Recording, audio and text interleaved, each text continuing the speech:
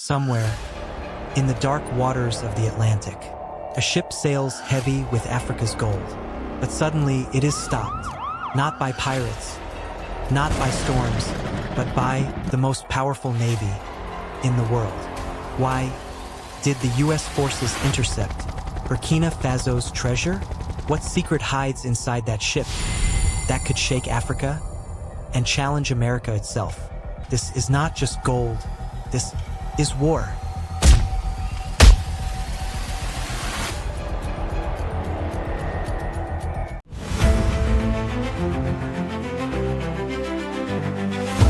Africa, the land of sun, sweat, and silent suffering. For centuries, this soil has been dug open, its riches taken, its people broken, but even today, the same story repeats. Deep inside the golden mines of Burkina Faso, men, women, even children, dig with bleeding hands, pickaxes strike the rock, hammers echo in the tunnels, faces covered in dust, eyes burning with hunger. This gold is not just metal, it is blood, it is pain, it is the story of a continent that never stopped giving and never stopped bleeding. The workers know every gram they pull from the earth will not stay in Africa, it will vanish across the sea, into banks, into vaults, into the hands of men who will never touch this soil. But this time, something was different. A leader rose, Captain Ibrahim Traoré, a soldier of fire, a son of Africa. He said, "No more, this gold will not leave without a fight. This time, Africa will guard its treasure." And so, in the year of storms, a secret plan was made, shipments of gold, carried not by France, not by corporations, but by Africa itself, guarded by soldiers loyal not to money, but to the soil beneath their feet. One such ship, a giant cargo vessel, slipped quietly into the dark waters of the Atlantic, inside tons of gold bars, wrapped in crates, sealed tight. But that was not all. Hidden among the cargo lay something older, something darker, something that was never meant to be touched. Whispers said it was an artifact, a relic from Africa's forgotten kingdoms, a secret that could rewrite history, a secret America could never allow to surface. As the ship sailed, the crew felt the weight, not just of gold, but of destiny. And then one night, beneath the silent stars, they saw them, lights on the horizon, warships, navy, the steel beasts of the ocean, massive destroyers, silent submarines, and above, helicopters circling like vultures. The crew froze. The captain clenched his fists. "This is it. They have come for our blood." Sirens wailed. Searchlights tore through the darkness. And then, a voice thundered across the sea. "This is the United States Navy. Stop your engines. Prepare for inspection." The crew trembled, but the captain shouted back, his voice sharp like fire. "This cargo belongs to Africa. No foreign hand will touch it." And with that, the stage was set. A confrontation that would echo across the world. But before the first shot was fired, let us step back. Let us see the truth of how this all began. In the burning sun, the mines of Burkina Faso glowed like open wounds. Here thousands worked day and night, carrying stones, washing soil, searching for the tiny spark of gold that would one day shine in someone else's crown. Their backs bent, their hands torn, their lungs full of dust. But in their eyes, a fire was growing. They were tired, tired of centuries of chains, tired of sending their treasure away. And then one day a soldier came. Ibrahim Traoré. Not in a suit, not in a palace, but in uniform, walking among his people. He saw the broken tools, the tired faces, the children with cracked lips. And he said, "This gold is not theirs. It is ours. We will protect it, even if we must bleed." The workers lifted their heads. For the first time, hope returned. Traoré ordered soldiers to guard the mines. The French contractors fled. The foreign companies screamed. But the gold stayed in Africa. And soon, the world took notice. Washington, Paris, London, their walls shook with anger. How dare they? keep what is not theirs. And so, plans were made. They called it Operation Silent Tide. But in truth, it was nothing more than old colonial greed, wrapped in the flag of security. Meanwhile, in Burkina Faso, the gold was loaded, crates upon crates, stacked inside the great ship. The crew prayed, some wept, but they knew this was history. If they reached Africa's shores with this treasure, everything could change. Schools could be built, hospitals could be opened, the people could finally breathe. But first, they had to cross the ocean, and across that ocean waited America. The captain gripped the wheel. Sweat poured down his face. On the horizon, U.S. destroyers closed in. Guns gleamed under the moonlight. The crew whispered prayers. Some kissed the floor. Some clenched their fists. Above, helicopters roared. Spotlights cut the night. The voice came again. Stop your engines. You are carrying illegal cargo. This is your final warning. The captain did not move. His voice, deep and steady, replied, "This gold is not illegal. It is the soul of Africa, and the soul of Africa cannot be stolen." The silence that followed was louder than thunder, and then a single shot rang out. The war had begun. The golden cargo is surrounded. Burkina Faso's crew, terrified, confused, angry, and the U.S. Navy, cold, silent, ready for command. The captain of the ship shouts, "Stand down," but his voice drowns in the roar of the ocean. One soldier raises his weapon. Another soldier grips the controls of the helicopter above. Tension thickens, like smoke before fire. Then, the golden container doors begin to creak open. Slowly, metal grinding against metal. Inside, a shimmering yellow. Mountains of it. Gold, pure African gold. But not just gold. Buried between the stacks. Sealed boxes, marked with strange symbols. Unknown codes.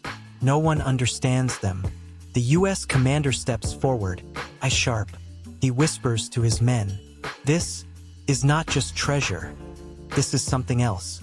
The Burkina crew shouts back, "You have no right. This is our land's blood. This is our people's sweat."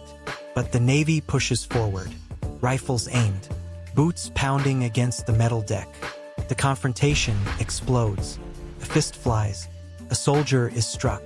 The first blow ignites chaos. Burkina Faso men, black, strong, furious, clash against the U.S. Navy's finest. A punch, so hard, a white soldier stumbles backward, helmet falling, eyes wide in shock. Another soldier tries to restrain, but is lifted by bare hands, and thrown onto the deck. The ship becomes a battlefield. Gold under their feet, blood in the air, shouts, screams, commands, and curses echoing into the night. The helicopter above spins its lights down, illuminating the chaos. Shadows dance wildly, every movement a magnified. The captain of Burkina Faso steps forward. His eyes burn with fury. He roars, "No foreign power will take Africa's soul." He grabs the control panel, slams his fist on the siren. The ship wails, a cry of war. The U.S. commander responds, "You don't know what you're protecting. This cargo is not what it seems." Burkina's captain spits back, "All we know is it is ours." Clash continues, boots against boots, fists against helmets, man against machine. The golden containers become walls of war. Behind them, men hide. Around them, men fall. And above them, lightning cracks through the sky. The storm returns.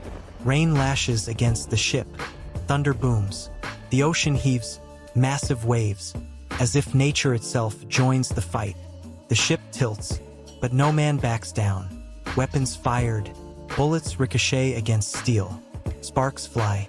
But fists strike harder. Because this is not just a battle. This is dignity. This is survival. This is Africa versus empire. Minutes feel like hours. The deck, littered with helmets. Boots, scattered. men bruised, bleeding, broken.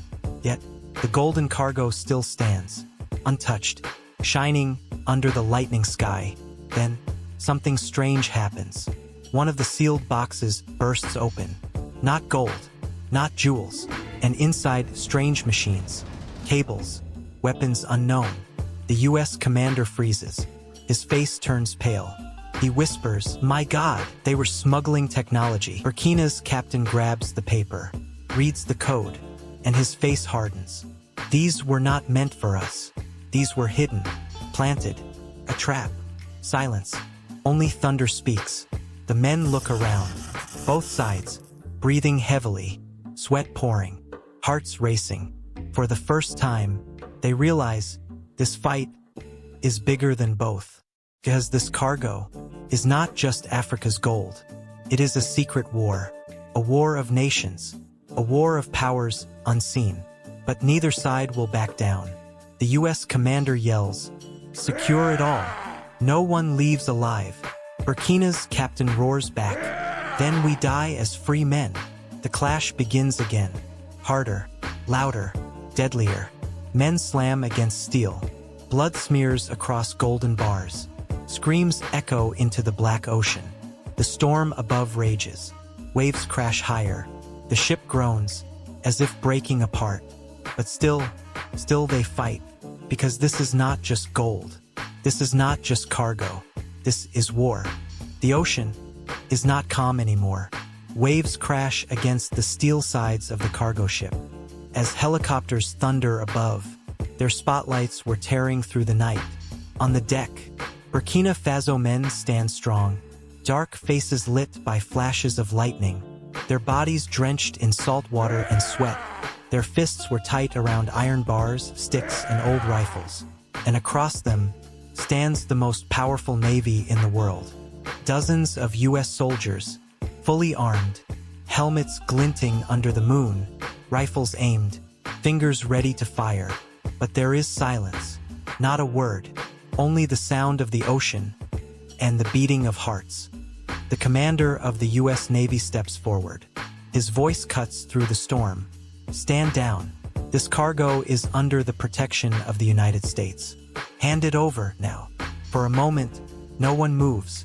The African men exchange glances. Their eyes say it all.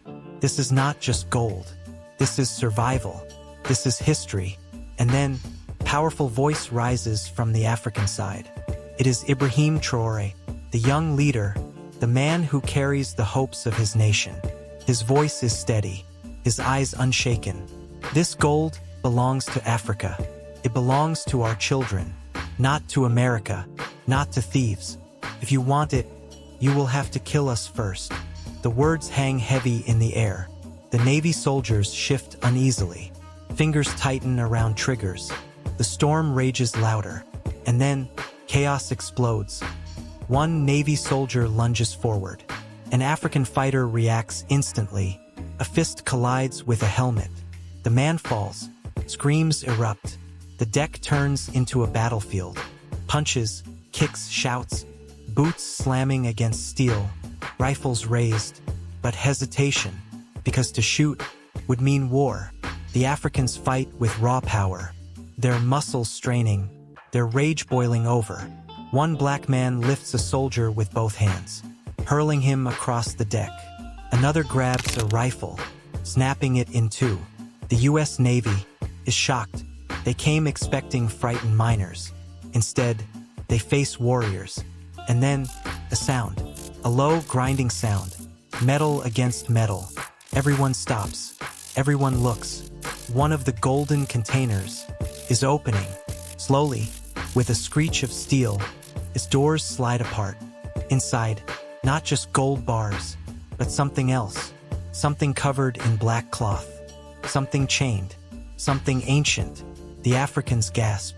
Even Ibrahim's eyes widen. This is no ordinary treasure. The U.S. commander shouts, "Secure that container, now!" But before his men can move, an African fighter rips the cloth away. And what is revealed is not just gold. It is a statue carved from pure obsidian, its surface glowing faintly, as if alive. The face is terrifying, neither man nor beast, but something older, something that does not belong to this world. For a second, everyone freezes. The storm itself seems to pause. The waves, the wind, all fall silent. And then, a whisper, not from any man, not from any mouth, but from the statue itself. A voice that crawls into every ear. Release me. The Navy men stagger back. One drops his weapon. An African fighter falls to his knees, clutching his head. The commander shouts, "Shut it! Close it now!" But it is too late. The statue's eyes flicker, a deep crimson glow. The air trembles. Metal shakes. The ship itself groans under the pressure. Something has awakened. Ibrahim Traoré stares at the statue, his voice trembling but defiant. "This is what you wanted, isn't it? Not gold and not treasure, but this curse." The U.S. commander avoids his gaze. His silence says everything. The truth is clear now. The gold was only a cover. The Americans were after this artifact, a secret buried beneath Africa's soil for centuries. Something powerful enough to shift the balance of the world. The Africans close ranks around the statue. The Navy raises their weapons again. The storm returns, howling with fury. The deck becomes a circle of fire and lightning. A battle, not just of men, but of nations, of history itself. And in the middle, that glowing statue, watching, waiting, feeding. The voice of the artifact grows louder.